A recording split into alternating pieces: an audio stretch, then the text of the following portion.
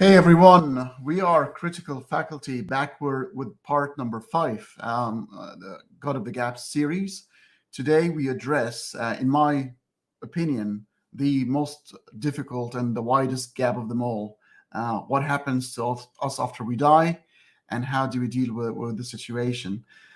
Today I've got a guest that I got to know through my friend Dan Barker, and she happens to be writing and releasing a book right now on the very subject. So I'd like to welcome into the studio Candace. Hello, Candace. How are you? Hello, how are you? Very good. I've been chatting to you a little bit offline about your work uh, with therapy and your recent book. Could you please just introduce yourself to the audience first before we delve into the subject and tell them about what you're doing in the background? Sure. Let me say, hold on for a quick second. I'm getting a really bad echo. I don't know if the audience is getting it as well. Um, My audio is quite fine, but I'm going to mute myself just in case. okay. So I've just asked you, Candace, sorry, I'm not sure if you heard the last bit, but I've just asked you if you can introduce yourself to the audience, your background, your involvement in therapy, and how did you get to write your most recent book? Okay. So yeah, my background, I was I was a like ordained in really extreme form of Christianity. I was hold on. I got involved in church through my sister when I was 18 years old. She married a minister, and so that's how I got involved into church, seriously into church, the more extreme varieties. And I'm talking casting out demons, praying in tongues, fasting for days at a time, tithing 10% of your income plus on giving on top of that. The more extreme versions. And everything was a demon, everything was something scary to be worried about. So that did that in my early 20s. And then after I that my sister after well I started going to this other church. My sister moved away and I started going to a different church, and it was a little less extreme, but it was what you call like prosperity gospel type church, where it was all about like giving and tithing, and if you give enough you'll get plenty back from God. So that was that type of church. And what was happening was that I thought I was doing everything that I could do. I was you know, giving all of my income, my tithes and offering. I was a part of the praise and worship team. I thought that I was reading my Bible every day. I was trying to be submissive to my husband. I thought that I was really working as hard as I could to do all of the things that the Bible said I needed to do to be a good Christian. But so much was still going wrong in my life. I was depressed, and we were having financial issues, and just a lot of stuff was going wrong in my life. And I took this mindset that I must be doing something wrong. That if I'm not getting the blessings that the Bible says I should be getting as a good Christian, then I must be doing something wrong. And so I went back and started studying and reading more and kind of opening my eyes to ideas that I had not considered before, reading books that I had, stayed away from. And slowly but surely, I studied my way out of religion. I tell people all the time, I wasn't an emotional choice. It wasn't I'm mad at God. Let me get out. I'm leaving him. It was none of that. It was just pure and simple study, study, study. And then I just came to the conclusion that, this doesn't make sense anymore. And I just don't believe it anymore. And so once I came out, I worked on another project. I wrote another book called The Ebony Exodus Project, and that's specifically about Black women leaving religion. And what led me to write my current project is a couple of years ago in 2019, my high school sweetheart died after being in a car accident. And he and I had gotten really close again. We were both divorced, and we reconnected, and we had gotten really close. So his death was just a traumatic experience for me. And when it came around to the 1 year anniversary of the death, the grief just came back so intensely that I was like, I got to do something. And so I started writing this book as a way to sort of process the grief. Right. So, Candace, I think the name of the church is Pentecostal. It's the one that gets involved in all these sort of rituals, demonic positions, exorcising, casting out of demons, speaking in tongues. When you are going through that, and you, I believe you mentioned in many interviews before that you were an actual believer. Did you believe these things while you're in the act, or is it because of the euphoria that you get from the group? You know, sometimes when we're in a group and everybody's feeling the same thing, almost like being on a dance floor with many people dancing around you, so you just sort of join them and dance along. Was it a similar feeling, or did you have some doubt sometimes that, oh my God, what am I doing, kind of thing? Yeah, no, when I was really into it, I was really into it. I believed it. I believed it with all my heart. And I was fully invested in it. And I started being really serious about religion as a young child, like, fourth and fifth grade, like 8, 9, 10 years old. I was pretty serious about my faith in God as a kid. And and so, no, I truly believed that I was operating in the power of God, and that the Holy Spirit was moving. And um I don't think that I had doubts about it until I actually started studying in religion. Now, studying, more things about religion. Now, what I could say was I questioned whether or not we were going about things the right way. So, I had questions there, but in general, did I actually believe what I was preaching? Because I was an ordained minister, I was an ordained evangelist, I was a prophetess, I could prophesy, you know. So did I actually believe in the stuff itself? Yes, I did. Did it actually have an effect? So let's say you were exercising a demon at some point. Um, and usually now we understand the psychological background of a person displaying this sort of behavior. So maybe changing of voices and all that sort of thing. We know it's quite normal, and the mind is so powerful, it can do this sort of thing to its victim sometimes. Uh, but did you at some point believe that you've actually were successful in exorcising demons? Have you seen an effect to the things you were doing at the time?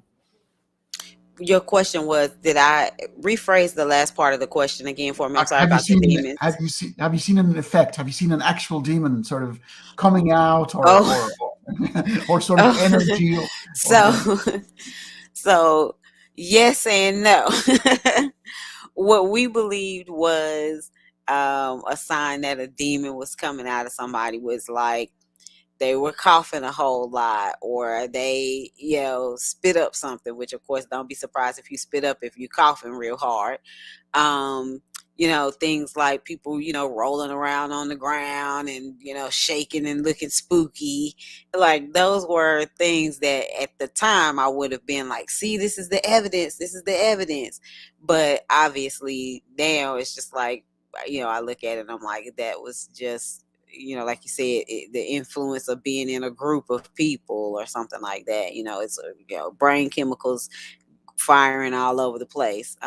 But at the time, those behavioral things that people would do, I did believe that was like, oh, this is evidence. This thing is really happening. so you get to situations where people believe that they have sort of an issue, and they believe they are sort of possessed by demons. They come to you, but I've seen other occasions where the whole situation is kind of a setup, especially with the evangelists. I remember seeing a guy on a wheelchair at some point, and a few minutes later he was having a smoke outside. So have you seen a setup, or upon reflection you realize something was more of a setup? There's always been one thing that I did wonder about for a long time. I had a pastor who would always say, like he would always say, oh, somebody in the church is having back pain issues. If you're having back pain issues, come up.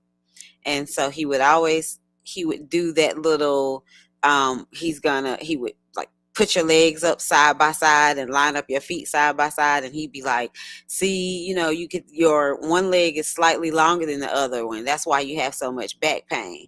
And then he would supposedly pray that your leg would actually lengthen and grow, and then that would get rid of the back pain. And at the time I believed it.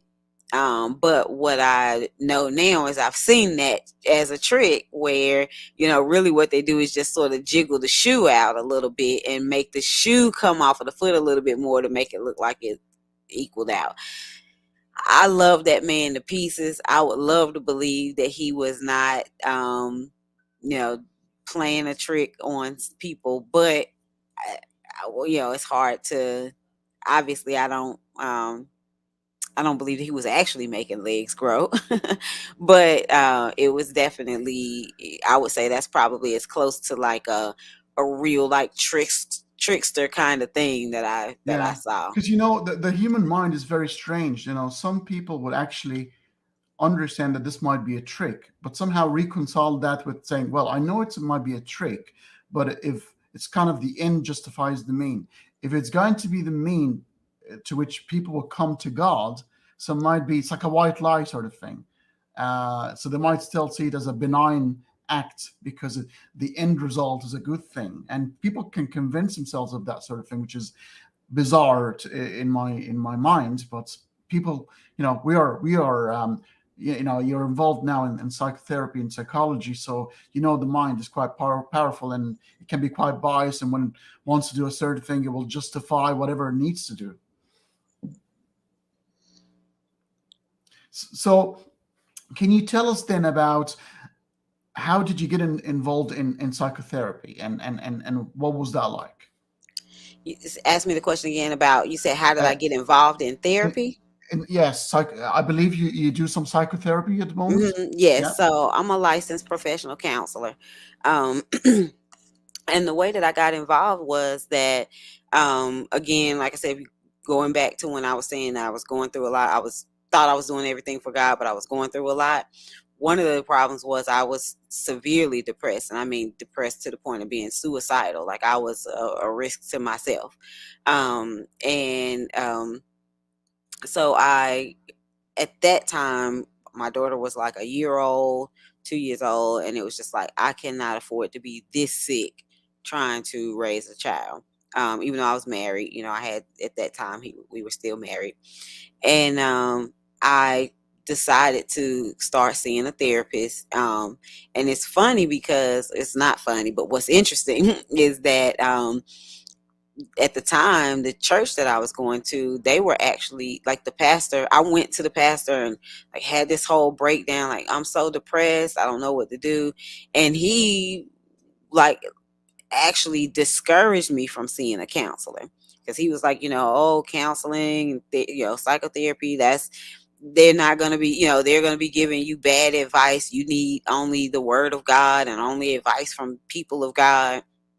And so I was actually discouraged from going to go see a counselor. So when I made the decision to start seeing a counselor, I was actually forced into seeing a counselor. I went to the doctor and I had like a health form that I needed to get them to sign off on for a job. And I checked on there that I had thoughts of wanting to kill myself. And so the doctor was like, I'm not going to sign this unless you go, like it was one of those kind of practices that had a doctor and counseling in the same building.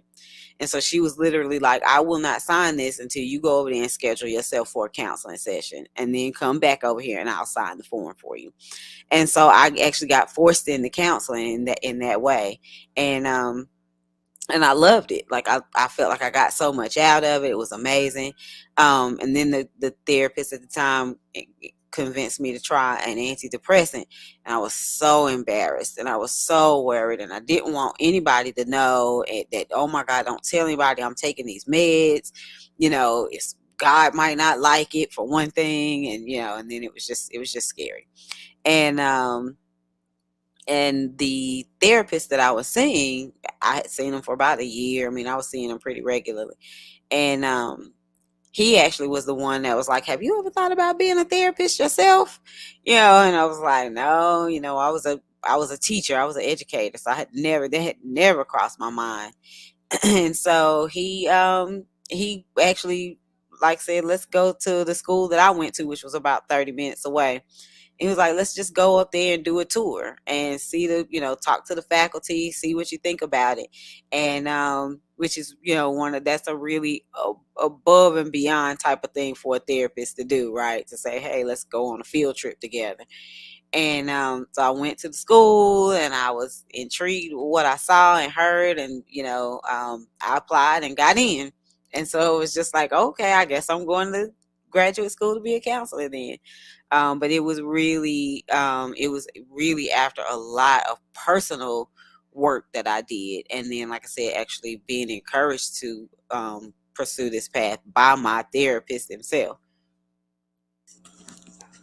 So now that the audience are sort of familiar with your story and background, let's get into the subject of the conversation today, which is, I think I've introduced to you the situation offline, but this is a five-part series of God of the Gaps. I believe we all know by now, those who left religion, that most of the time religion sort of operates within the gaps of human knowledge. In the past, the gap was huge, humongous. To explain simple things like rain and thunder and lightning, and we know now these things have gone. They were explained away by science, but there are few remaining issues.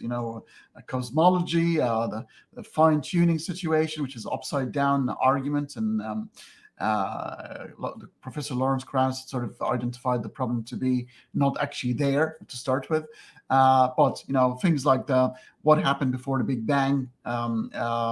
And then we move into abiogenesis.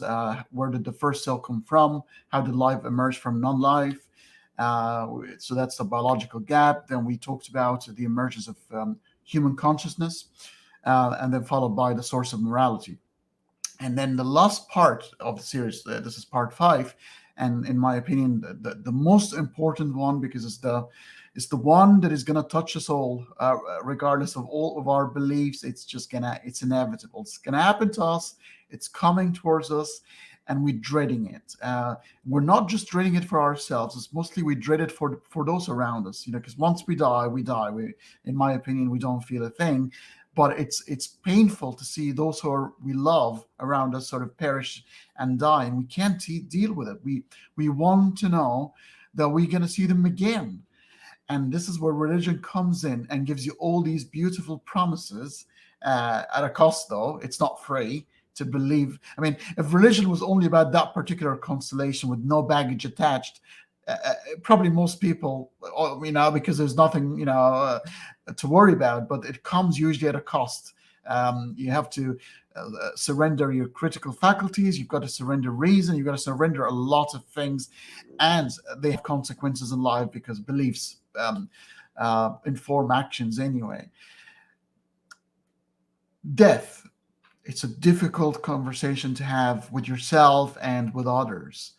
Uh, in your opinion, Candace, what do you think happens after we die? What do you think? What happens to this energy that some people call soul, some people call energy, some people call just the neurological firing of your brain?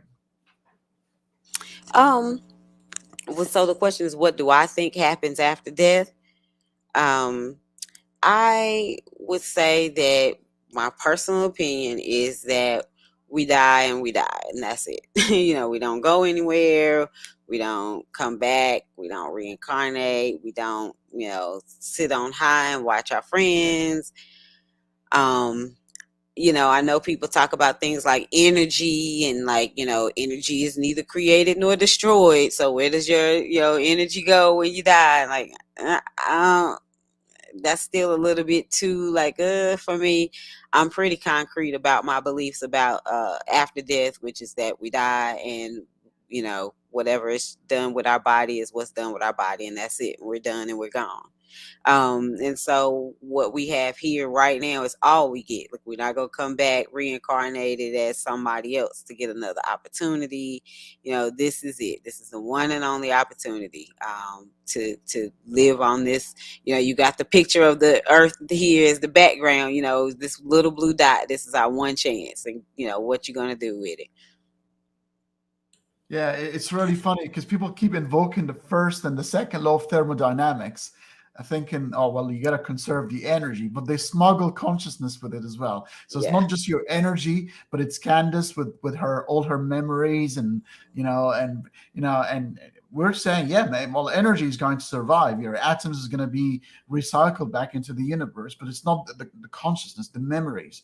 They're going to dissipate, but maybe not the great actions you're going to do, because you can still leave things in the collective consciousness of humanity by finding, making an invention, coming up with something new, and that's your legacy. And there's nothing supernatural about that.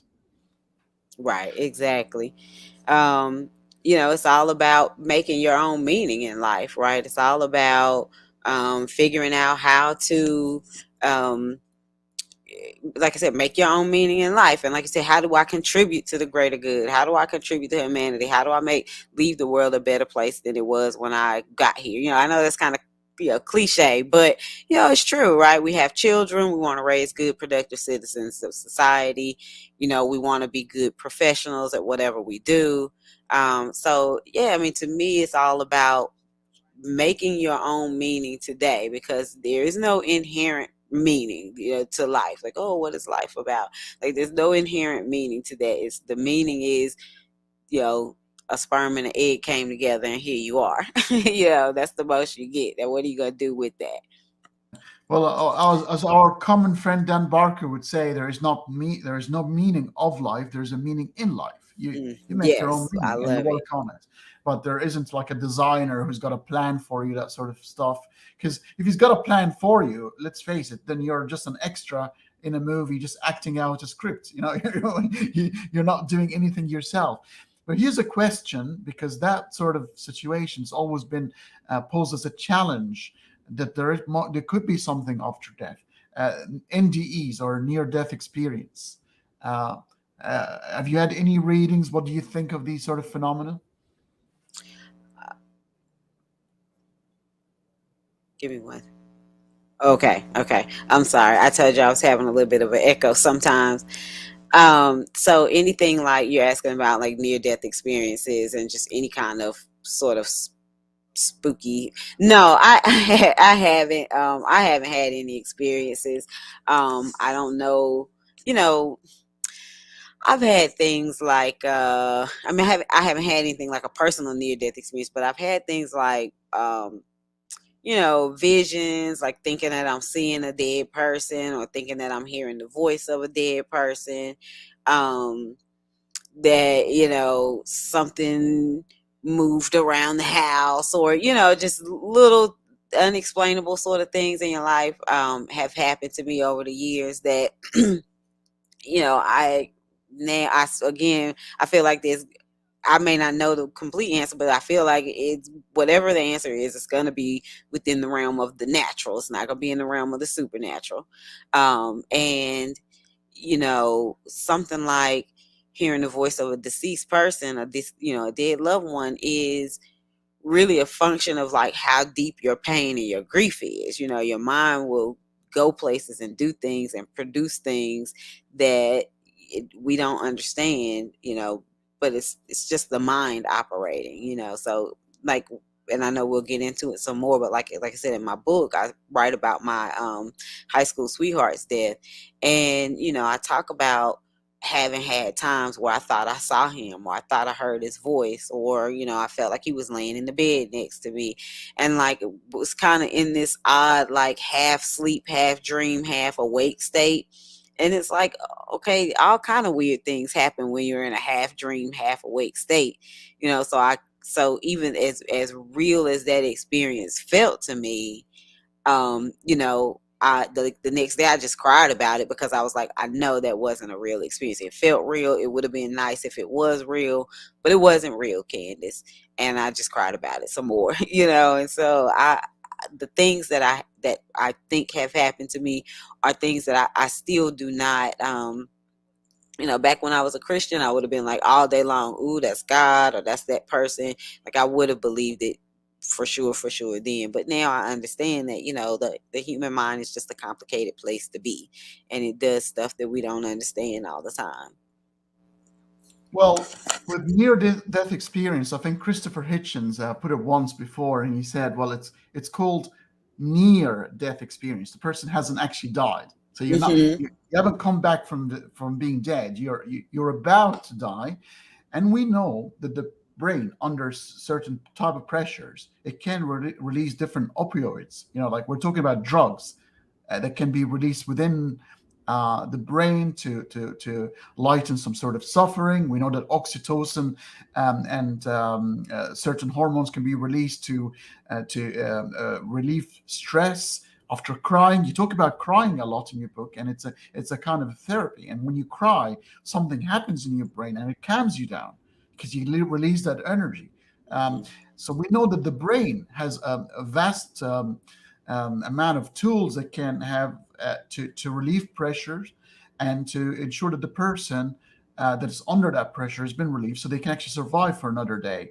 Uh, and the side effect of that, it could be hallucinations. You could actually be seeing things, and it Yeah. can be explained away by science. Yeah, absolutely. Like you said, under distress and under duress, our minds and our bodies are just capable of untold things, and like you said, you start dumping brain chemicals and hormones and all that stuff in there, and then cultural influences that just exist in the back of our minds. Yeah, I mean, all kind of stuff can come up out of there.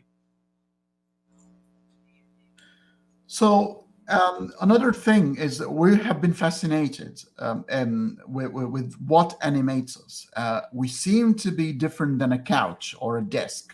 We've got that uh, thing within us that make us wake up in the morning, have dreams, have aspirations, fall in love, hate, want to hit someone across the room.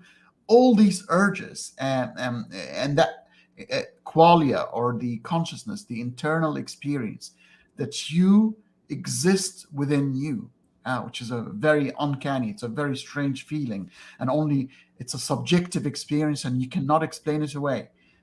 It's the feeling of you within you, the face, or the brain behind the face, the you behind the face. It's a very strange feeling. And since the beginning of time, we were fascinated with the soul, up to the point where was a doctor in Boston, I believe. His name was McDougall, and they came up with the infamous 21 grams theory. He was weighing people after they died, um, and his experiment led him to people lose 21 grams when they die, and that was supposed to be the weight of the soul. The very laughable thing is it's very funny how religious people want to have their cake and eat it too. In one hand, they're saying the soul and the spirit is immaterial, yet it weighs 21 grams. Right, exactly. Go figure. What would you say to that? Trying to make the spirit, or that energy, it's a person on its own. It's independent from the brain, so you can damage, as Sam Harris would put it, you can damage parts of the brain and you lose the ability to remember names or tools and so on. But when you damage the bloody whole thing, you ascend to the sky with all your critical faculties, and you can speak English to your grandmother. Hmm. So, what would you say to that sort of analogy? I, you know, I I don't know what I would say to it, to be honest with you.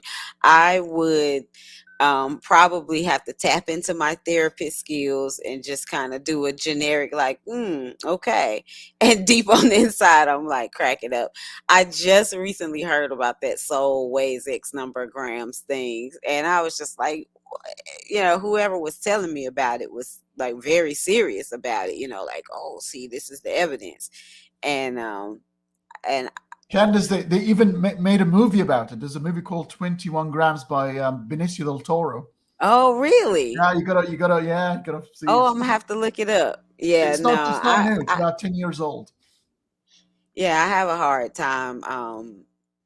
I don't even know how I would respond to that. Like I said, if somebody asked me that seriously, I probably would just defer to, just sort of be like, oh, okay, that's interesting, and not really push back, because some things are just so outlandish and so unfounded and so, and lack so much evidence that is, if you're going to believe that, you're just choosing to believe that, and there's probably no amount of evidence that I could offer you that would change your mind, because you know there's just no evidence for it. And so I can't, it's almost hard to debunk some of those types of things too, because it's just like, where are you coming up with this stuff?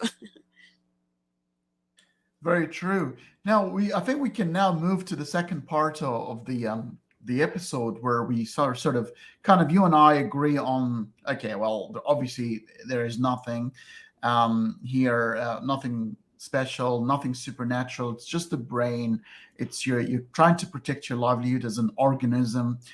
We are primates, animals, but we're with higher consciousness, so we have the your ego, your ed, so when your basic instinct and your social norms, and you get your super ego as well. Those the urges that want you to be to achieve something a bit higher than yourself, and that comes with being a human being.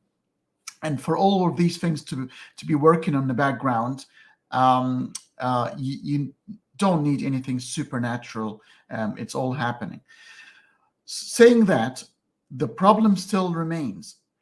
For a mother to say goodbye to her 2 years old daughter is too much of an ask. It's heavy. What happened to your high school sweetheart that you've rekindled a relationship with is devastating, and still needs some sort of consolation. And I think you and I probably would agree, the secular word is still lagging behind in terms of the things we could say in funerals, which were pretty awkward. We just don't know what to say, really, other than just being there, maybe holding someone's hand, and maybe that's enough sometimes. Um, uh, I think in the Bible there's verses where I think with Job, where God was toying around with him, and one of the consolation of Job is his friends. When he lost all his children, that race of disarmament between God and the devil to toy around with Job. Uh, One of the areas that Job's friend just sat with him and stayed silently with him and just was there for him. And I think this is it's. I know I don't believe in the Bible, but I think it's beautiful. That's a beautiful writing. I think it's the book of Ecclesiastics, I think, and it's I think one of the better books of the Old Testament, because it always talks about be merry, eat and drink, for life is not lasting. It's I think Bart Ehrman loves this particular book because it's a very human type of book. And would that be one of the things you could do? And I know you can tell us some tips about what can we do in these sort of situations. Sorry, Candace, you're muted. What was the second part of, I mean, the last, what did you say again? You said, what can we do? What? I'm sorry.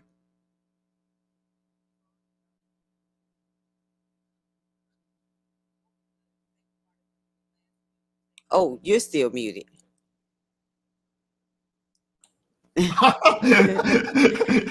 I got you back. So what do we do as seculars when we lack the vocabulary to console people when they have somebody dear to them dying? What do we do here? What are in your books? In your book, there are 10 tips about the things that we can do. Is one of them can sort of give us a signal about certain things that we can do and say when somebody's grieving? Yeah, so like you said, throughout the book, there are 10 tips, and each of the tips, the purpose or the goal of the book was to be very practical. My goal was to be very practical, and if you are a grieving person, you may not feel like sitting down and reading a 300-400 page self-help book about do this, do that, you'll feel better, or having a whole bunch of philosophical discussions about life and death and all of that. Like, when you're in the depths of your grief, like you just need something really concrete, something that's going to help me right now. I'm in so much pain. What's going to help me right now? And so what I tried to do with the book is to be very practical, and a person who's grieving could just pick up that book, flip through the pages, put your finger down, and you should find something that you can do today. And so, when it comes to like trying to support somebody who's grieving, the last tip is tip number 10, and it specifically is speaking not to somebody who's in mourning, but to those who are trying to support somebody who's in mourning.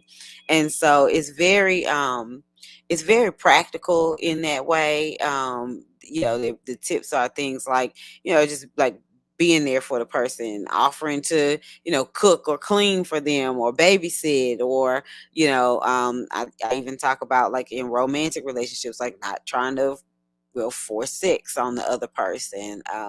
So I talk, so the types of stuff, the ways to support a person are just very practical. And I'm sorry. Just this afternoon is a mess between the tech issues and my phone.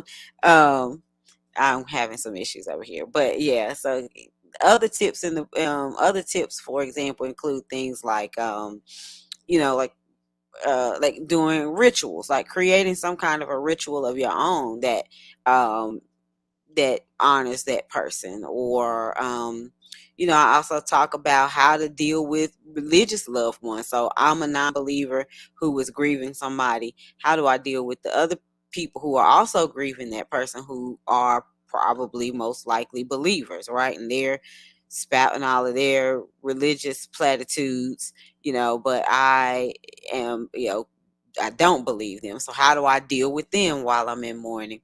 And I talk about things like, just trying to understand that they're like just trying to get in the shoes of other people, showing compassion towards other people. When I'm in mourning, I have very little energy to get out of my own bed, so I definitely don't have the energy to be fighting with somebody who maybe we have opposing beliefs. So I talk about things like, just sort of not Candace, fighting with people, letting things go, supporting other people as best you can. The one book is all over the place in terms of how practical it can be. one of the things I really liked about you, one of the tips I think you've mentioned in there, and I really like it, and it makes complete sense to me, is let people grieve in their own way. We are different. People deal with grievances in slightly different way. Some people like to get involved and get busy with something else to take their mind away from the situation.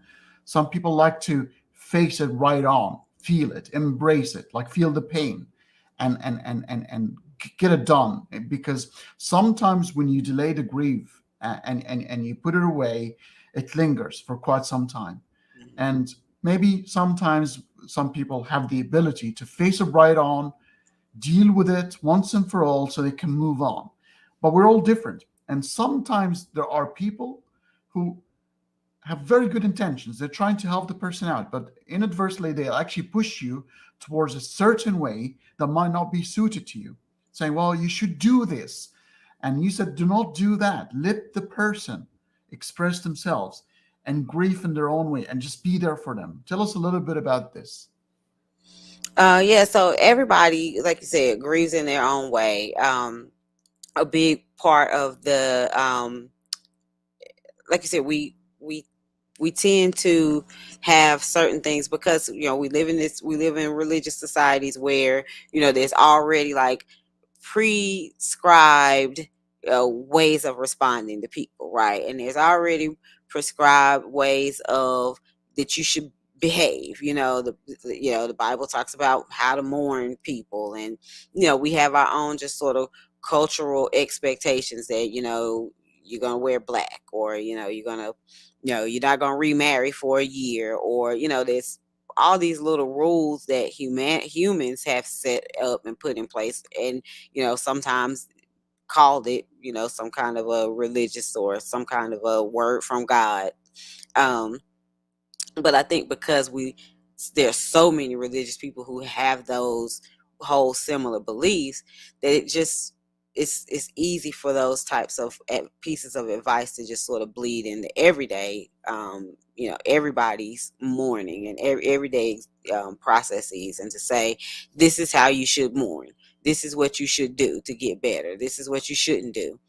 And I think that I take the stance that, just like you said, everybody's process is unique. Everybody's process is individual. Um, and that you have to find your own way. I do believe that, of course, I'm a counselor, so I'm a little bit biased. I do believe that, facing it head on is going to be the better thing, because, if you keep pushing it down, it's not going to go away. It's going to continue to impact your life, in some ways. If you're just kind of pushing it down and trying to ignore it, it might manifest as, extreme stress over here in these other places, other areas of your life.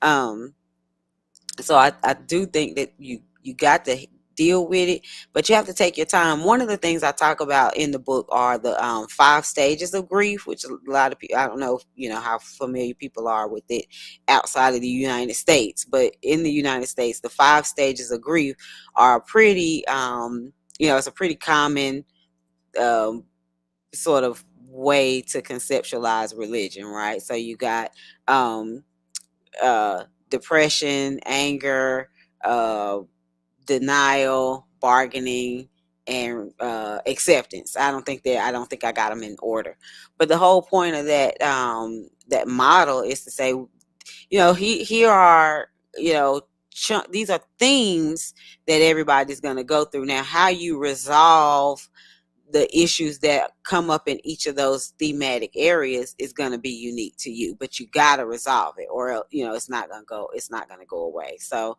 how depression manifests itself in my life when I'm mourning might be different from how depression manifests in your life, or you may not have depression at all. But there are these themes, and we have to figure out how we're going to manage them and how we're going to get through those stages. And stages are more like, it's not just beginning to end, 1, 2, 3, 4, 5. It's, it could be like this. You can loop and go to stage 1 and back to 5 and over to 2. And so and one thing about the idea of the stages of grief is that it's an orderly process. And so sometimes people get frustrated when it's not an orderly process, because they think, hey, I should be going through these stages and progressing right on to acceptance and be done with it. But it's not orderly, and it's not structured, and it's all over the place, and it's just plain horrible. Um, so Candace, come I to sort think. of talk about the 5 stages of grief as a way to sort of conceptualize thematic things that have to be dealt with and have to be resolved, and how you go about that is unique to you. I'll come back to your book in a second, but maybe I'm going to get to see if you're going to agree with me on this. I've just, heard you talking about the rituals. So, where we wear black to mourn. Some cultures actually wear white, and some other cultures wear colorful clothing in Africa, and it's more of a celebration rather than mourning. Um, and maybe this is where the problem is. And in my opinion, I think with secularism, and when you leave religion, you're void of all rituals. And it seems that we've evolved to have rituals. So we're addicted to rituals. We need something. We need a signal. We need symbol. We need something to associate the situation with. While a secular atheist would come and say, well, it's just another day in the office. Somebody died, or, there isn't really that signification in terms of ritualism, which is, I think, humanity has evolved to work around festivities, wearing certain colors in certain occasions, hanging certain picture, that sort of thing that is so engraved, so enrooted in humanity, that when you get rid of all unsacred myths, you end up also throwing certain things that connect us as humans, which is ceremonies, ritualities, and stuff like that. Is there any way we can introduce secular rituals to upkeep with the human spirit? Obviously, spirit here, sort of metaphorically, Yeah, while getting rid of all the supernatural. yeah, I think that I do. I have a whole chapter where I talk about developing your own rituals, and I talk about that. I like you said, I believe that there's value in that. I know for example, a lot of non-believers talk about wanting to be cremated, and I want to be cremated and do whatever you want to do with my ashes. I don't know, but that's my thing. But having being on this end of losing somebody, I can speak to how meaningful it can be, and how um, what's the word I'm looking for? How comforting it can be to have the grave site to go to and to be like, I know you're not alive, but I'm 6 feet from your body, still. And so one of my rituals was that I went to the graveyard, like for in the first few months, I went several days a week. And then after a little while, it went down to one day a week, and then it went down to once every couple months. And now I still go several times a year. It's not every month, but it's several times a year. And so I remember when I started out going, and I was going several days a week. One of good friend of mine who had also lost a lover. She talked about how for 10 years, over 10 years, she was the same way. She just went, and so we kind of talked about like, why is this so comforting? What is so meaningful about this? Like, I thought, aren't graveyards supposed to be spooky places? But it was a very comforting place to be. And people, I had plenty of people who were like that didn't make any sense to them. They were uncomfortable. People are uncomfortable being in a graveyard. And I don't know, it was meaningful to me. It worked for me. And I know other people who have the same, who've reported the same thing, that being able to go to that gravesite and sit there and be by that person and even talk to the person. No, I know he can't hear me, but it just feels good to say the things that I want to say and to say them out loud, even though I know he can't hear me. I talk about things like, you know, maybe making a little special area in the yard where you put, flowers that were the favorite flowers of that person, or, planting a garden on that person's behalf. Or, for me, I wrote a book, on his behalf, right? So I talk about, you figure out for you what will help you feel like you are honoring this person's memory, that you're not letting go of their memory. I'm holding on to you, and these are the ways that I'm going to hold on to you and still be productive in my day-to-day life. And so I try to talk about different examples of things that you could do, and then just also encourage people to sort of create their own rituals and their own meaning, and understand that, like you said, that what happens at a funeral or a memorial service or something like that, that it's often just sort of prescribed processes, right? A prescribed order of service. Whereas because we don't believe those things, we now have, you could look at it one or two ways. You could say, we don't have those things, and so we're at a loss. We're at a loss because we don't have these prescribed rituals. But I look at it the other way and say, you know what, you got, the whole world is open to you for you to build your rituals in the way that you feel that they're meaningful to you. And if that's going to the gravesite on a regular basis, or planting flowers on that person's behalf, or writing a book, like whatever you find meaning doing to keep that person's memory alive. I got tattoos, and I mean, I just did all kind of things. I got tattoos to the person, and I personalized my license plate tag to him. And I incorporated him in so many ways of my life that I feel like he's always with me, even though he's not here. But I just was very intentional about how can I incorporate pieces of my memories of him into my everyday life. And so it's all about doing what is good to you. Talking about cremation, I advise you. I wanted to be cremated up to a couple of years ago, but then a certain Neil deGrasse Tyson has changed my mind. You got to Oh listen. yeah. Yeah, you gotta listen to him about when he was actually asked the question whether he wanted to be cremated, and he said no because his atoms will kind of not destroyed, but it's a waste. And he said, I want to be buried, so all my nutrients, all my body goes back into earth. And you get that tree sack situation where people have a tree. So I've actually swayed that way. I wanted to be cremated for the last like 25 years or so. I've lived religion like I've been an atheist for 30 years. Yeah, but up to 2 years ago, I wanted to be cremated, and Neil deGrasse Tyson, his very charming way, has convinced me otherwise. Yeah. Yeah. I have um, I have one, to yeah, go ahead. I was just gonna say I have to look up like and see what he says, I'll maybe send you the find some link. kind of video or something where he talks about Yeah, that. I'll send you the link later on. Um, One of the things that I'm interested to know, and it might be slightly outside of our subject today, but I've got you, and you are so important in the sense that you are secular, you lift religion, you're a single mom, you've been through a lot of that, but also you're black, right? And we're talking about a certain group of people that have been persecuted for quite some time, misunderstood. Some of it comes from religion, especially the Noah situation and his bare ass. Somebody's laughing at him, and therefore got cursed. And there's so many issues and science problems where people back 200 years ago were filling the skulls of Africans and Europeans and manipulating the data to show that the African skull is a bit smaller and therefore the white man is a bit more intelligent. So there's a lot of residue of stupidity and self-inflicted pain on humanity.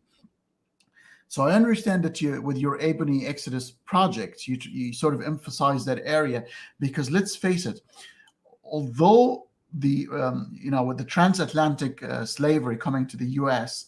and obviously the original African people were not Christians, and some of them were maybe forced to be Christians at some point, but then the very Christianity, and especially the Book of Exodus, was a kind of an inspiration to lead some rebellion against slavery. So this is where a situation where the Bible, it was like almost like the perpetrator and the one that sort of inspired some groups of people. But if it's a human work, then that's what it does. A book can entice people to be inspired, or the other way around. It doesn't have to be divine. It's a writing. But the African American community, or I'm not sure, do you like this name? Do you like that word, African American, or would you rather me saying American? Say, ask that last part. You said, do I like the word Do you like the phrase African American? African American? Yeah, does it make sense? Do you You know like what? it? I primarily say black. But I am not bothered by it. To me it makes sense, that you to kind of bridge that identity that like, no, I'm American, but this is my lineage, right? To say like Hispanic American or Chinese American or all of the hyphenated Americans. So no, I'm not bothered by it, and I see the value of that term. But in general, like if I just describe myself, I say I'm a black woman, and I feel like that is inclusive of the African diaspora. So you could be African British, African American, African Mexican, whatever you want to be. But But if it's Candace, if you're from the aren't we all Africans? I mean, if you go back enough in time, Mhm. we're all Africans. We are all like we are Homo sapiens of This is true. Africans. We're all Africans. Yeah, no. I mean, that's true. You're right. You're right. So I think that's what I'm saying. It's a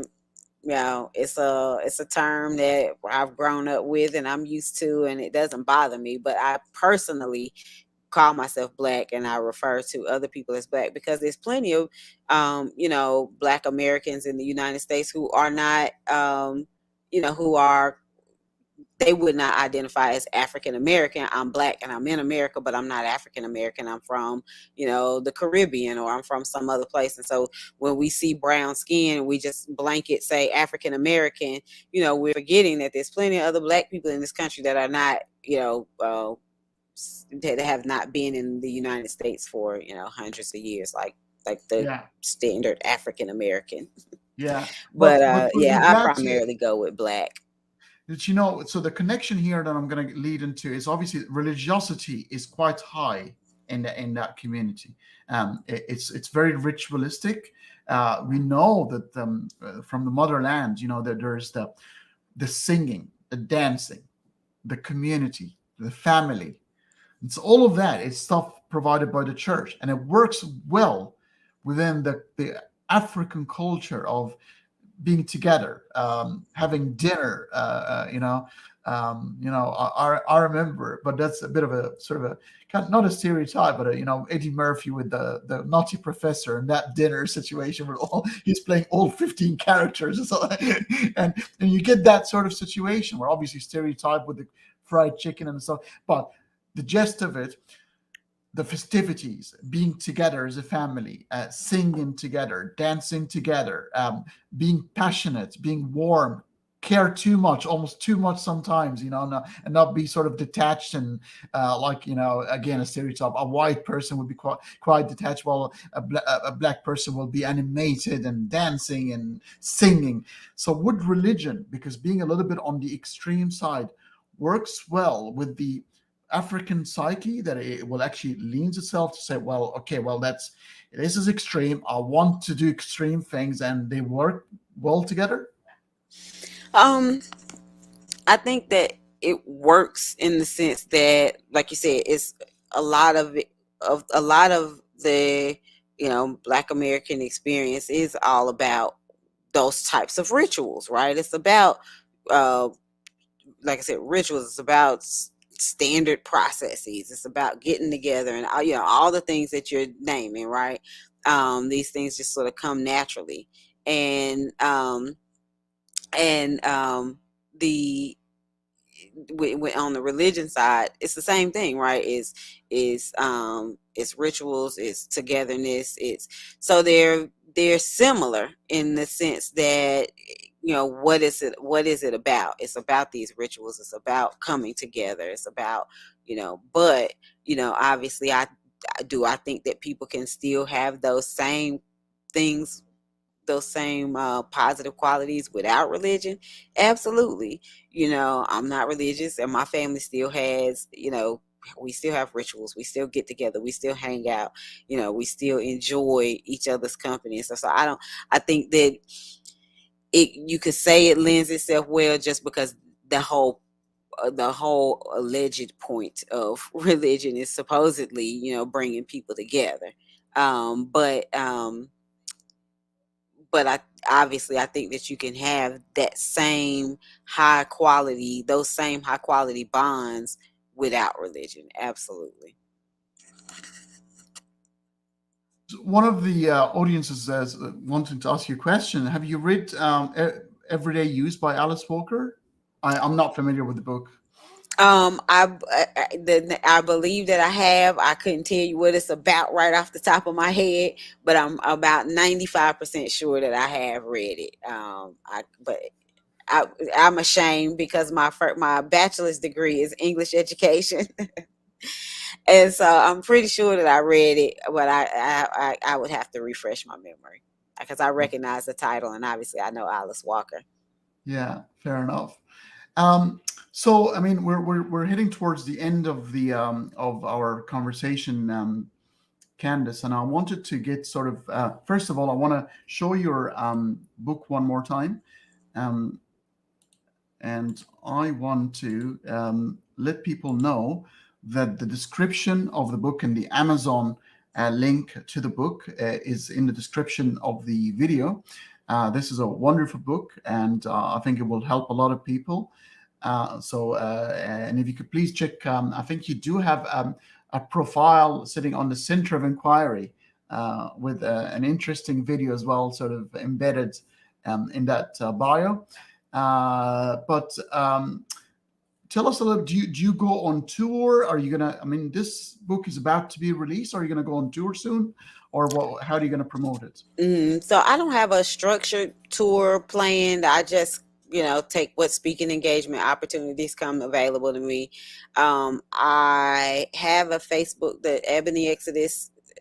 There's a Facebook page called Ebony Exodus, which, like I said, Ebony Exodus was my first book, but I use that to continue to talk about, everything that's all of my writing. And so, sometimes you'll be able to find like upcoming events on that page. I have not built out the website yet.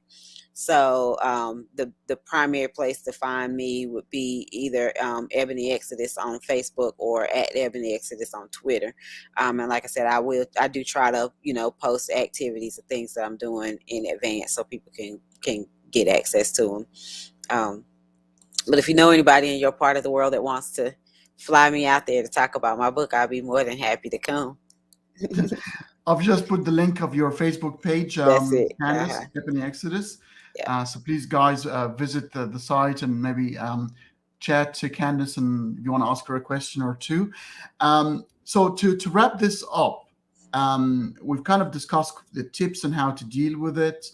We've discussed the whether there's life after death, and it seems to be you and I in agreement in sort of that direction. Maybe we don't know, but looks like all the indications is heading towards nothing. But what if, this question always gets asked to us: what if when we die we get faced with a certain God out of the 4,200 proposed ones throughout history?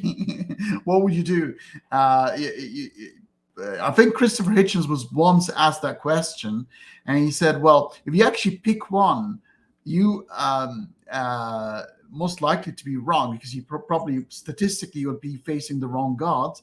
And even Homer Simpson in one of the Simpsons episodes put it: if you believe in the wrong God, you're making the real God madder and madder. By not believing in him. So maybe it's actually the best bet to keep your options open and say, well, there weren't enough evidence, and that's maybe the honorable thing to do. Yeah, exactly. So you were asking me like, what would I do if I got there and if I died and woke up and there was a God?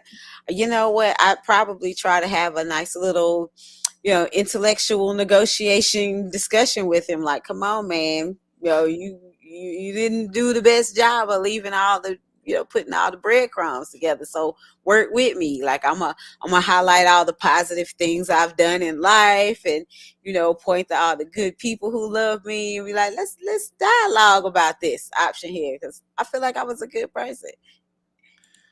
Well, and this is something that made me so much, not just angry with that non-existing God, that notion of God that humanity sort of painted. This particular God, especially Islam, Judaism, and Christianity, does not really care about what you do to other people. Or at the end of the day, it's you believing in him is the main reason you go to heaven, and it's nothing to do with what you do. The weight of you believing in the right God is so much higher than what you do with your life. And as if that doesn't matter. Because to me, if there was a God, and there's all what he wants to do is make sure that humanity is sane and nice to each other, there'll be so much more weight and on good deeds. Half of my background is Egyptian. And in the Egyptian Book of the Dead, you have the papyrus where on Judgment Day, they get your heart and they put it on a scale against the feather. And your heart has to be lighter than the feather. And if you're a bad person, your heart is heavier than the feather. And there was a beast sitting by the side. They eat the heart and the person vanishes. There's no torture, just vanishes. Goes back to the place where it comes from, or she comes from. Makes sense. That's I'm digging that, I'm digging that. It makes sense. I like that explanation better. Yeah.